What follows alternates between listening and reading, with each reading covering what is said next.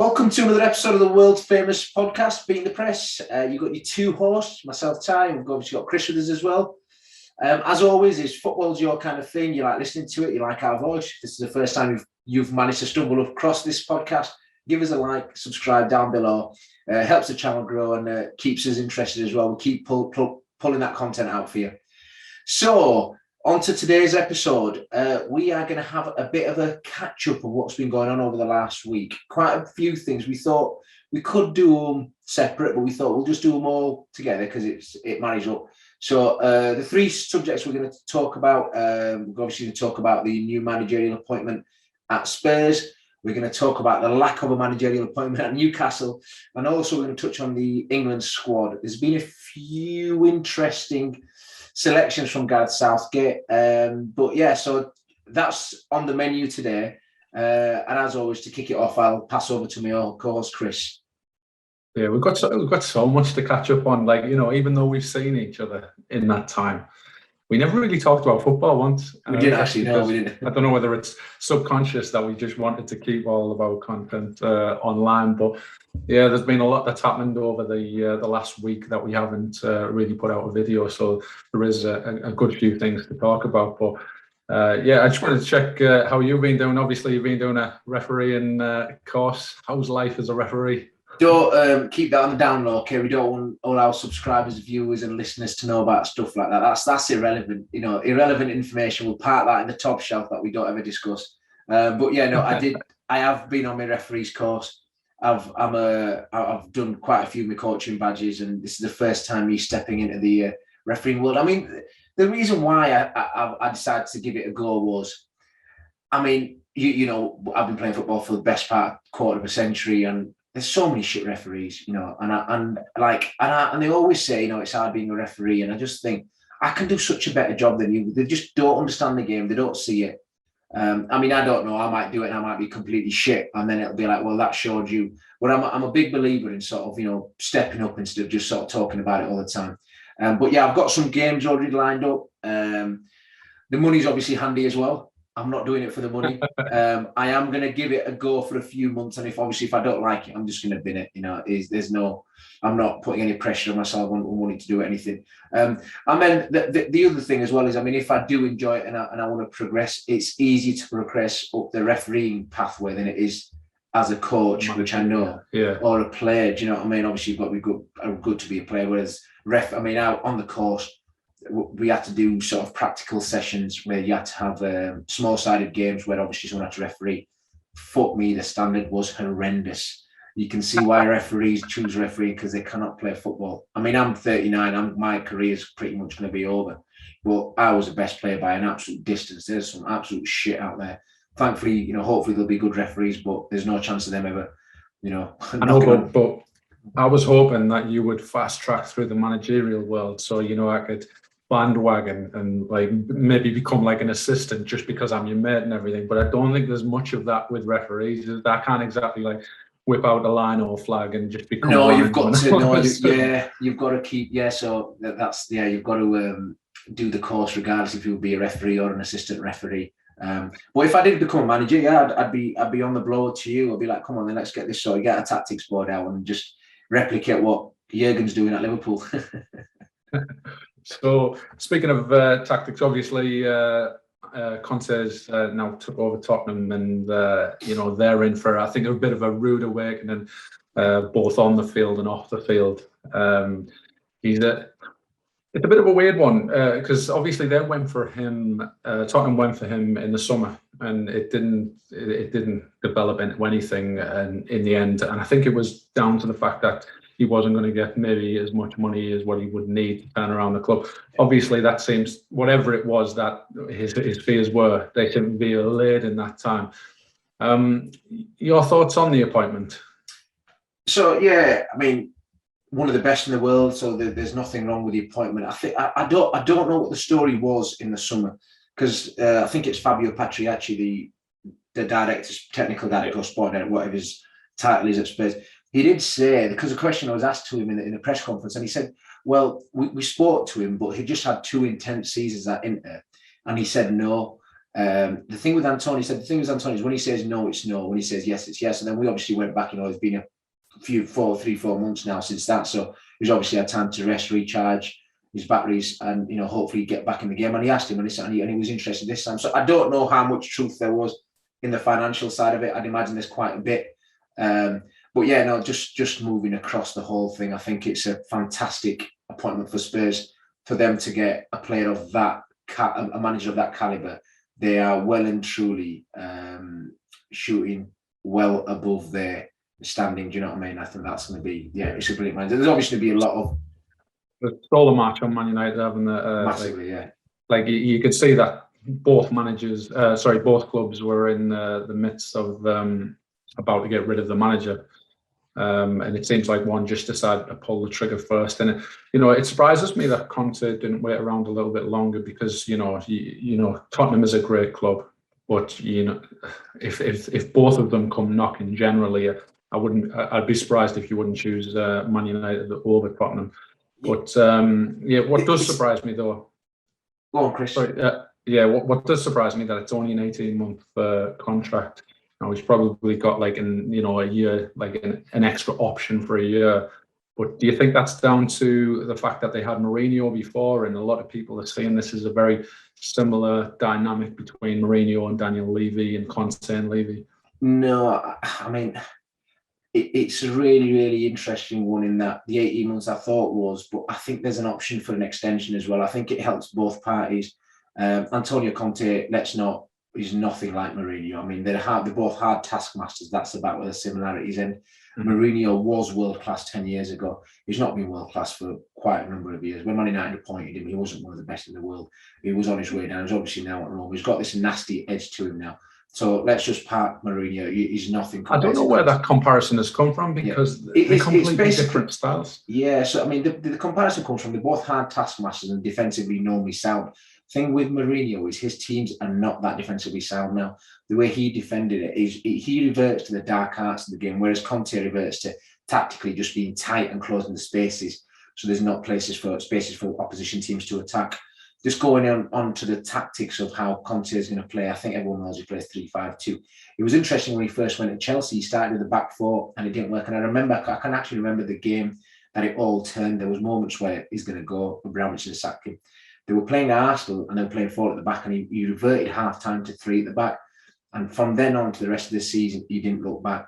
Now, that's exactly what, and I don't know the question. I'd be interested to see his first game, whether he goes with a flat back 40, where they play 3 at the back, and then obviously wing backs and gets them going. The other really interesting, and I'd be interested to hear what your thoughts on this as well. So you've got Harry Kane, who we've had this conversation before, has just been non-existent. Now, does Kane see one of the best in the world coming in, thinking this is a huge statement of intent, and I book my ideas up and get my shit in order, or I don't want to be here anymore? What do you think?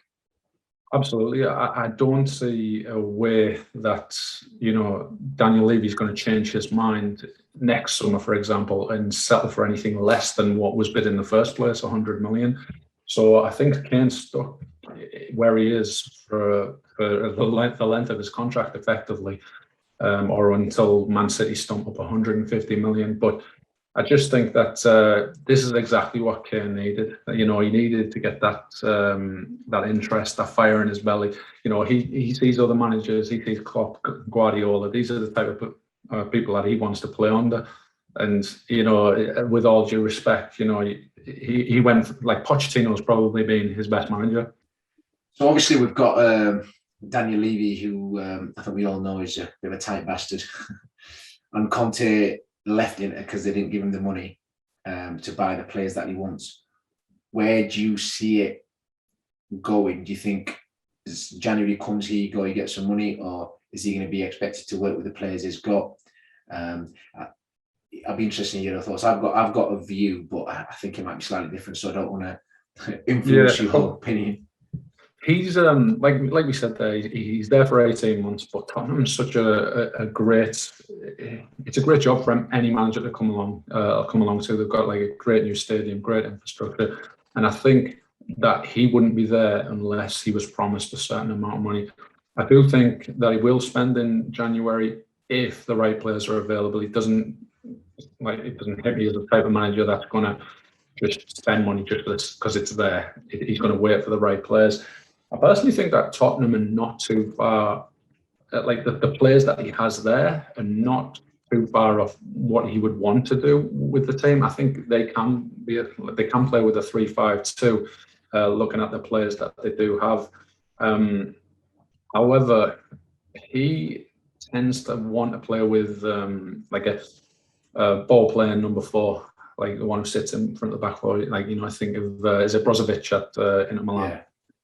And I don't know whether they have that type of play. Obviously, they have the Danish lad, Højbjerg. Yeah, he's good. He's done well for Denmark, but is he that type of player? Then, if you're playing with a 3-5-2, you've got to have dynamic midfielders that are going to run beyond, especially Harry Kane, because he likes to come in. The wingers are going to, your fullbacks are just going to stay wide consistently. Then you've got, Son's going to be really the only dynamic player that's going to be very direct. So you're going to have 2 midfielders in there, like maybe like Lo Celso or Ndembele or a Dele Alli that's going to run beyond where Harry Kane is. So I think he will. I think he's got enough there to take him to the end of the season. But a big thing that surprises me, and I find it unfortunate, is that Espirito Santo, Nuno, he was obviously, what formation did he play at the Wolves? It was a 3-5-2. Yeah. It was consistently a 3-5-2. And that was because he had a ball-playing midfielder in, God, I'm forgetting all my players' names. Moutinho, Neves. Yeah, Neves. Yeah, so he had a ball-playing midfielder with Neves.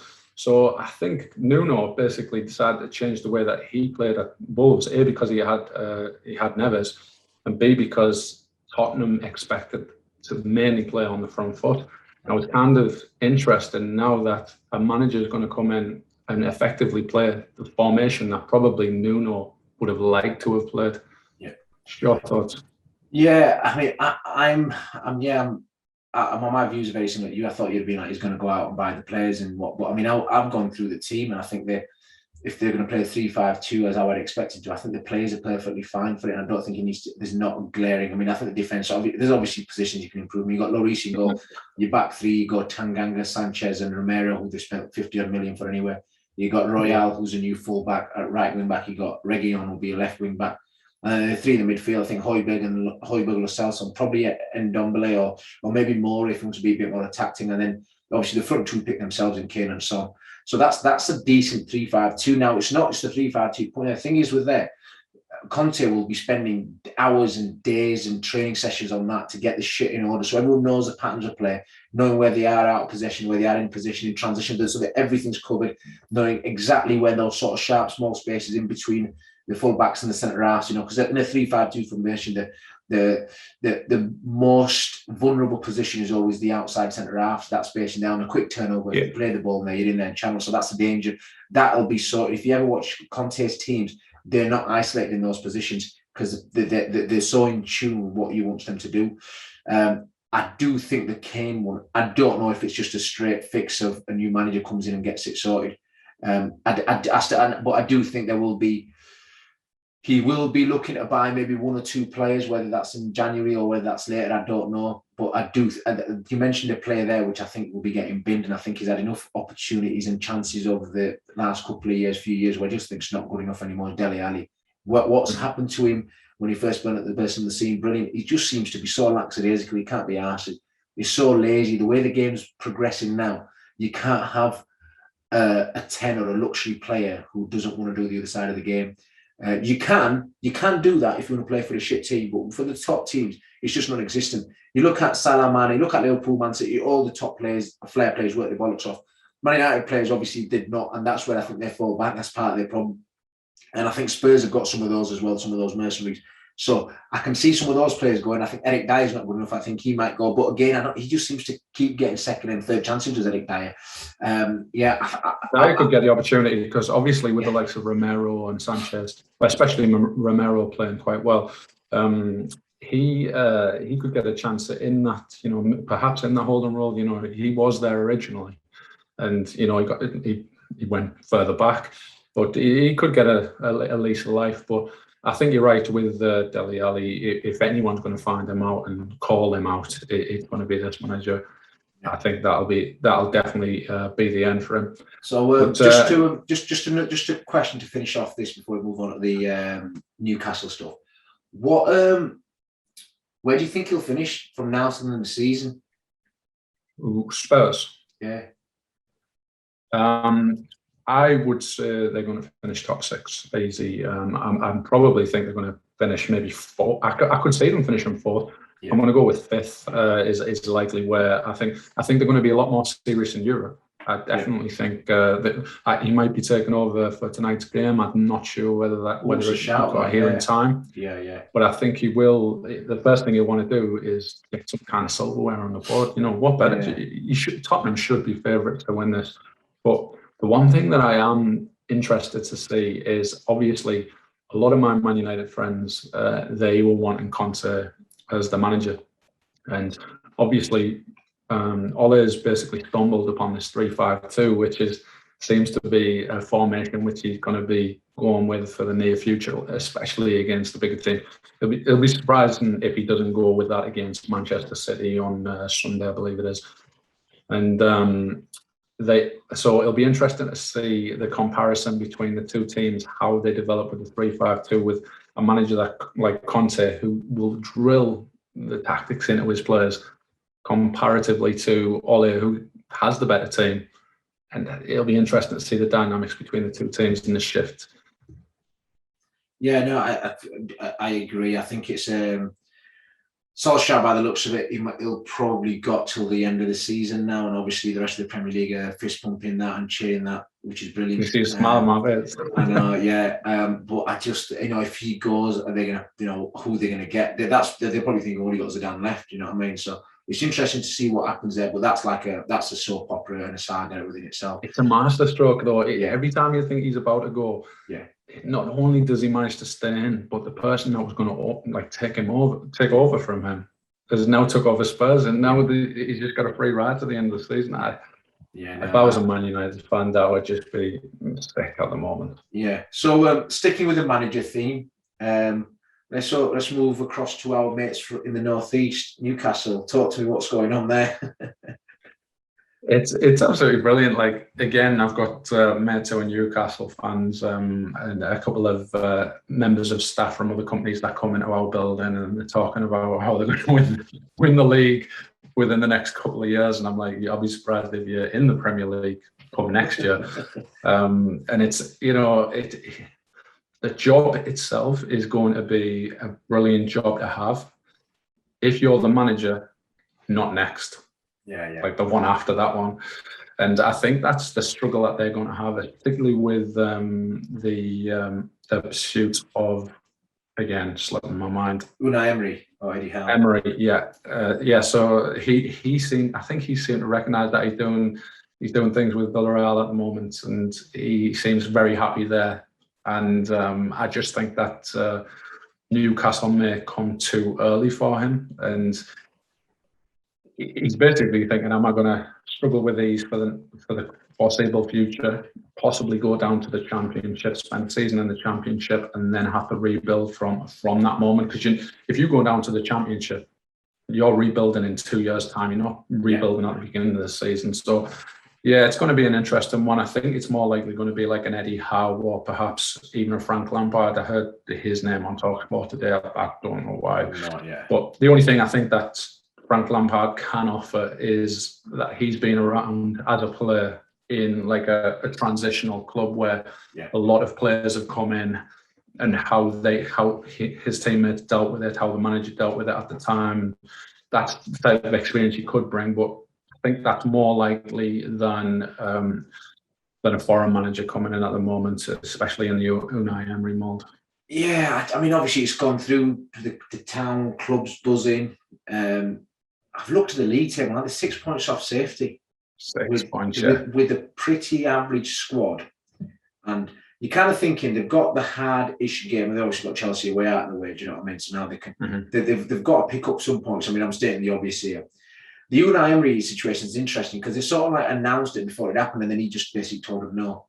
Eddie Howe was obviously in the in the running as well. And I think Eddie Howe would make more sense because I mean, Emery knows the league, but Eddie Howe knows the league better just because he's been there longer. And I think Eddie Howe's one of those managers where if he was foreign and had a fancy name, would get more credit because I think he's a massively, massively underrated manager. What he did with Bournemouth, people are going to remember him for the guy who got Bournemouth relegated, but not the guy that got him from League Two, kept him in the Football League and brought him all the way, kept him in the Premier League for how many ever years. Do you know what I mean? So he's a top manager. And you're talking about managers' identities and how they play. Eddie Howe, everyone knows how they play. He plays football, plays through the third, and it's a high pressing team. So he's basically a Jurgen Klopp, but obviously not as good. He plays very much in the Klopp and Guardiola mode, but he's obviously using players that aren't up to that standard. But he's a top manager. So for Newcastle, I think he would make perfect sense because you've got to get a manager in who you know full well. There is a strong possibility that they're going down at the Championship. So Eddie Howe's already played in the Championship. He knows the league. You go down, you come back up in a year. You're only going to be in the Championship for 1 year. You basically spend your way out of it. Do you know what I mean? Get in there, and then the following season you'll be challenging for top four. That's just how it's going to work. If they stay up this season, they obviously save a year in the project.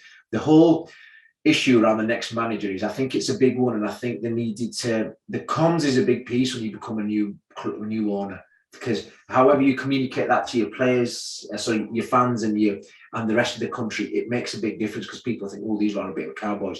I think if they can go back, they would have not sort of announced him before anything had happened. Because the question was being asked for Emery, like, what are you going to do? Are you joining and stuff? Well, no, I'm not Villarreal. Nothing's been confirmed or anything's been happened yet. So they've obviously got these next 8 weeks where they're going to have to get to January, then obviously, see if they can, if they're hoping to, you want to be in touch, as long as you're sort of 4 or 5 points away from safety, then you can pretty much buy yourself safety, can't you? You know what I mean? You say, get your players and say, there's a couple of good options out there. I was thinking of Graham Potter as well. He hasn't been mentioned in it, and I know. But he's not. Eddie, I can't see him really leaving Brighton though. Do you know? He's already Brighton are comfortable. He's like going to think, do I leave there and go? Yeah. It's just that it's another project for him. It's one that maybe potentially he could see the rewards of it being like 3, 4, 5 years down the line. And obviously Graham Potter, Eddie Howe, they're not the sexiest of names, but do you think that the Newcastle fans, and I know from my friends that them names are not sexy enough for Newcastle? Do you not think they would be a bit disappointed not to have? Yeah, but I mean, you've got to be realistic as well. They've had Steve Bruce for the last how many years. You know what I mean? Anyone's more sexy than Steve Bruce. You've got to take little baby steps before you go. Yeah, Steve Bruce. He's a beautiful man. Yeah, I'm sure he's a beautiful man, but he's not sexy, is it? Bringing in Matt Ritchie as a right winger, and now he's playing left back for him. You know what I mean? So I just think the whole setup, and I think let's just go with managers that we know how. I mean, Newcastle fans want to play attacking, progressive football. Those two managers you both mentioned will do that. Yeah. Emery eventually will do that. But I think that they've just got to stay in the Premier League this year. Even if it's you get Eddie Howe, give him a 4-year contract, and you sack him at the end of the season and get who you want in. Do that. It doesn't make a difference. How much ever you're paying 10 million compensation, 15 million. It's nothing in the grand scheme of things. Don't say it. Don't say it. Otherwise, this podcast will be a one-man band. Not that person. I think it's a challenge. But you ask Newcastle fans, at least there's hope. That's all. For any football fan, all they ever want is hope.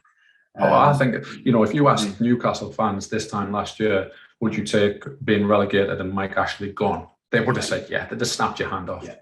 No, absolutely. So, and then on the top of that, you become one of the richest clubs in the world. Do you know what I mean? So I think the worst case scenario is not even that bad a scenario for them.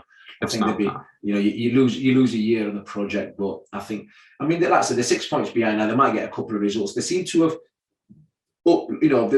picked up slightly, without Bruce, but it's tough. The guy whoever's going to come in, Graham Jones in charge as an interim job. You're just going to see who the new manager is and kind of hoping they'll. But the one thing I will say is they need to move quick. You know what I mean? Either do it now within the next few days, week, or wait till January. Do you know what I mean? Because there's no point coming in. Because whoever comes in, you can't do anything till January anyway. You know what I mean? So you want to either give them as much hand possible before January, or as in appoint them sharpish, or just leave it till January, and then wherever they are, if they're 10 points off safety, then you can say, oh well, the guy was always struggling anyway. Do you know what I mean? And pick a manager in January with the Championship half in mind as well. You know what I mean? Could you just throw one out there as a last question on this? Could you see Mourinho? Like, I know he's enjoying his time at Roma. You know, he likes a bit of money. He does like money, but I don't think these new owners are that kind of owners where they'll go for Mourinho. Mourinho's very much a specific kind of owner's manager. You know what I mean? The way he is, he does rub people up the wrong way. They're going for Emery and Eddie Howe, who are completely different to a Mourinho character. He's an absolute slag. So if you gave him money, he would go if it was offered to him. But he's got a brilliant Instagram. He's got an absolutely. He has, yeah. Did you see his post about Juve and Roma saying how was that penalty given? I was like, yeah.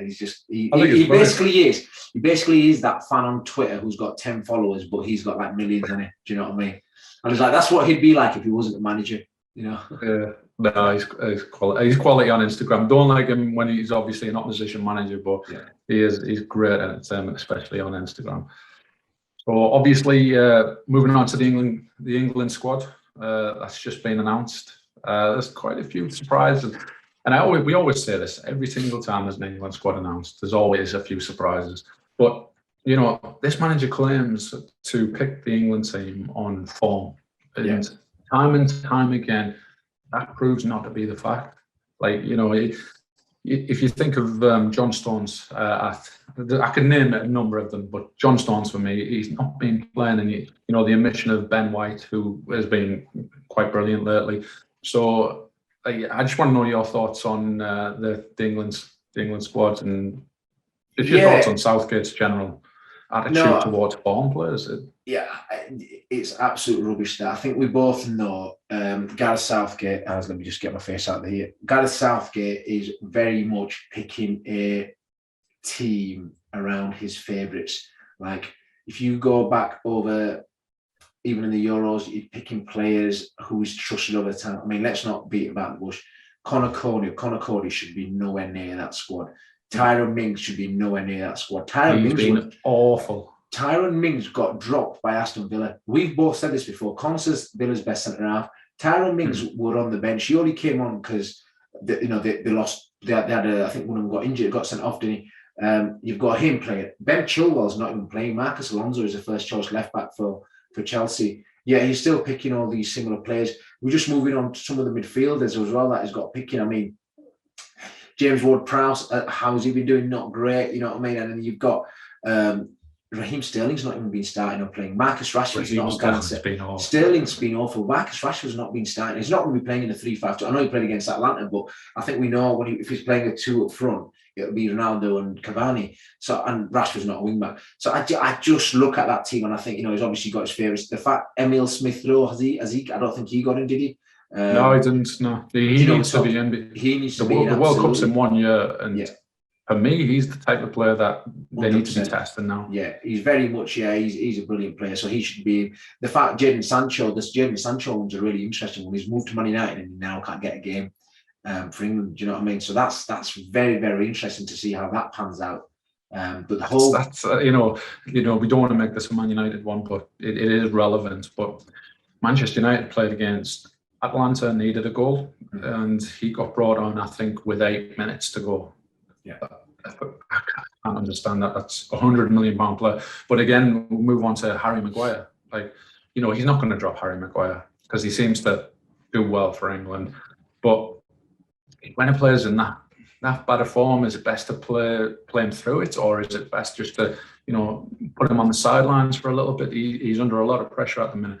Particularly the performance of Eric Bailly the other night. You know, if Lindelof, maybe not Lindelof, I suppose if Varane was fit, you would expect if they were going to go with the back four, for me, Bailly and Varane would be my 2 at the back. Yeah. But just some of the like Greenwood. I expected Greenwood to be in the England squad. I know he's been left out recently, and that's mainly down to the formation change. But you know, I just Tomori is another one. Yeah, Some of the players that haven't been picked, I think they should be knocking. Do you know, knocking on? I mean, Ben White's a good shout. Tomori, the other two that I thought of, and so Smith Rowe's the other one who I'm surprised at not getting a sniff at all. I mean, there's an argument for Ox as well. Ox has been playing the last few games for England, for Liverpool. He's getting a bit. Do you know what I mean? So there's players there that are just not getting. He's got. It's the same sort of makeup of player that he's had since he's been in charge. Really, do you know what I mean? Especially the last couple of years. And he's very loyal to him. And I think that's his downfall. That's the reason why England always just come short, when it comes to that sort of final bit. The Sancho one's interesting in that he's obviously been in the squad, but he's never really started for England in the major big games, you know what I mean? No, he doesn't like him. That's it. He doesn't fancy him. There's players he don't fancy. I mean, he's obviously not got Kieran Trippier in there as well. I think the fact he got the three right backs, they are the right backs. Mason Greenwood, I think, needs to be in there. And we're talking about players out of form. Is there anyone more out of form than the current England captain? I'm struggling to see it. I don't see it. Do you know what I mean? And there's literally zero chance that he's ever going to drop Harry Kane. So the whole thing about form and everything, he's been bad for about 2 months. So, but is he brave enough to do that? Nah, will he? Nah. I mean, is he thinking of the players I've got in backup aren't going to do it as well for me? It's weird, isn't it? It's weird that a lot of the England managers do this. They stick with players that they say that have done them well in the past. My only surprise is someone like Lingard's not been involved in the England squad, because I could see at least eight or nine players that are currently off form in that England squad. And yeah, I'm just I'm a bit exasperated as an England fan, if I'm honest. I was kind of hoping that Solskjaer would go and then Southgate would take the Man United job or something like that. But I'm not optimistic for this time next year. This is the time where he needs to be testing out newer players, and in reality, he's picking the same old players that are trustworthy to him. Yeah, no, you're absolutely right in that. It's literally a year away, which is brilliant. I'm looking forward to it, but. I mean, obviously, I like England to do well, but my allegiance is well and truly lie with Italy. I just look at that team and I think that's not really going to win the World Cup, is it? You've had, if you get a normal route through to a major championship, England are struggling out there. You know what I mean? They play a proper team earlier on as opposed to a semi-final or a final. They're not going to get very far. But yeah, that I mean, it probably brings us on to the next question, which is good. Do you think? Do we see any surprises from now through to next winter in Qatar, in terms of players that he's going to pick? Just judging by this, no, I can't see it. He just seems very stuck in his ways. Calvin Phillips has done really well. He deserves his place. And Declan Wright, I can tell you, you could probably name his starting 11 from next year, and it'll be the same team that played the final in last year's in the tournament just gone. He is that type of manager. But for me, this is the time. You've got a good amount of months. Just try something new. But in reality, he'll just play the same team. He'll bring in Jack Grealish now is the number one boy. It doesn't matter how he plays. He'll be playing him. He'll be playing Luke Shaw. He'll be playing Harry Maguire. Players that were totally up front, Raheem Sterling. Oh God! There's players for me. I think there's a few players. I mean, there's more than a few, but there's few players that I think definitely deserve to be in the squad, and if not starting. I think Ben White, Tomori, Conte. I think Joe Gomez when he gets back going as well. Those centre halves are actually better than what England have got picked there. That's my opinion. I don't think many people would argue with that. John Stones ain't playing anymore. And then we look further forward. You got Emile Smith Rowe. I think he is going to be an integral part of the England team. The reason why I say that he is brilliant out of possession, like he works his bollocks off, other way when he loses it is he fits in really well into where Arteta's playing, and he can play anywhere across the sort of three position behind the front man, which is obviously the way England play as well. I don't think there's anything he needs to change in terms of the way he wants to play, which is the way you want to play, the way you want to play. That's your manager. But the personnel definitely need to change, you know what I mean? Because they just, some of the time, it's like, Kane's been bad in the Euros and he's continued it throughout. Do you know what I mean? He's been in a weird, I watched him final, obviously, and he's just been the same. There's nothing to him. That doesn't really bring anything to the team, but he's undroppable, isn't he, for him? He does not see him. It's going to be a brave move to drop him. Just to finish with, I just want to counter your question with who do you see as the most? I said there that the starting team for next year's tournament will be the same team as the one that just finished the final. Who do you see as the most likely player to break through into that 11? Phil Foden as a starter next World Cup. Phil Foden. I said this. I think we said this in the previous Euros one, and we spoke about most influence. We both said it, and I said Trent and Phil Foden are England's. The team should be built around them two because they are that good. They're magical, once in a generation kind of players. They do stuff that the footballers can't do. I think Trent's been really good. I think it's too easy. Fans that don't watch the game and just listen to the rubbish the pundits say about him not being able to defend. I think he's got intensity back into his game out of possession. So when he's up against the winger, he's really tight. He's good. He's done well against top wingers this season. And then in possession is the best England have got. You put him and Foden together, and there's the relationship he's got down that side with Salah and Henderson very top notch. Well, yeah, Foden's doing stuff that you're looking at and thinking, yeah, this guy's an absolute phenomenal player. I think Saka, Smith Rowe should be playing. Top notch, and they give you that different sort of energy. I think Raheem Sterling could. Sterling's a weird one. I don't know, and I'm probably guilty of this. We talk about fans picking an easy scapegoat, an easy someone to drop, but his record's good. Yeah. If it wasn't for him, England would have got to the final. But I think current form is not playing great. Do you know what I mean? And I don't think Jack Grealish is playing great either at the moment. So we're talking about Grealish needs to be, but I don't think he needs to be. You could quite easily go around, without picking that. The tried and trusted sort of front man and three players behind him. Mason Mount, I think, sort of is a shoe-in just for the way he plays. I think he's very much gone into the Phillips and Declan Rice, them two as his holding midfielders, which is, it's his decision, isn't it? So I just think there's the odd position available. Whether he goes and does it and is brave enough to do it is a different thing. He sets his teams up, which I kind of get. England teams in the last one, he's set them up as tournament teams, like really difficult to win, and then nicking goals and they've scored goals and set pieces. He's got it the right way. Unfortunately, England don't have the DNA to play like the Spanish team or the Italian team. Do you know what I mean? When they keep the ball possession. We said it before. You compare like Phillips and Rice to like Verratti, Jorginho, and Barella. They were chasing shadows. So it's going to be the same again. It's not going to be rocket science. These players are still going to be playing in a year's time. So it'll be interesting where England go with that there. But yeah, going back to your question, probably long-winded answers. But yeah, Phil Foden. Sorry, as much as I'd love to see us walk to the final of the World Cup, I'd like to see us tested, especially in the group stages, just to see what Gareth Southgate really has learned over the last couple of years. Obviously, I hope he does well. But for me, he's kind of had a bit of a free ride, especially in the tournaments, and it'll be good to see how far he's come.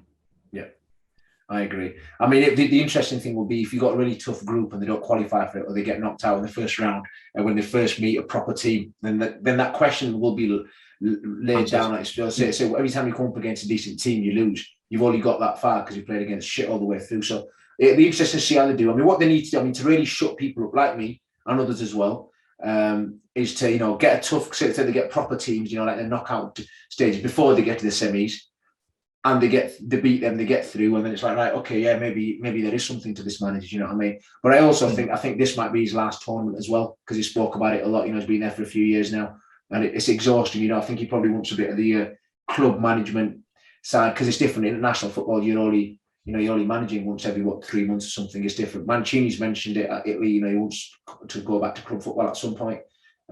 So it's a completely different ball game, and it's probably a job for those managers that are thinking about retirement. But again, managers always want to go back to club football. But yeah, no, it'll be interesting to see how it is next summer. But we've got to that stage of the podcast, haven't we, where we've got a question of the day. I know you're probably thinking about one all day, and I'm going to put this firmly at your feet. Go on then, let the viewers and listeners know what your question of the day is.